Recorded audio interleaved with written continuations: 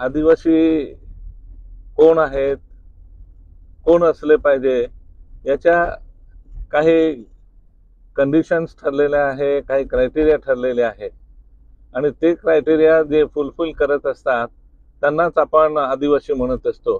त्याच्यामुळे कोणाकडे काही दाखले असतील आणि त्या आदिवासींमध्ये घुसायचा प्रयत्न करत असतील तर मी सुरुवातीला सांगितल्याप्रमाणे आदिवासींमध्ये कोण असलं पाहिजे याच्या क्रायटेरिया ठरलेले आहे आणि त्या क्रायटेरिया फुलफिल करत असेल तर त्याला आदिवासीमध्ये प्रवेश दिला जातो।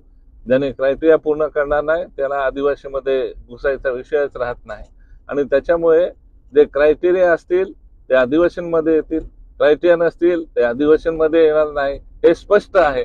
त्याच्यामुळे कोणाचा येण्याचा जाण्याचा हा प्रश्नच उद्भवत नाही आणि त्याच्यामुळे ज्यांचे क्रायटेरिया नसतील त्यांना कुठल्याही प्रकारे आदिवासीमध्ये आम्ही घुसू देणार नाही।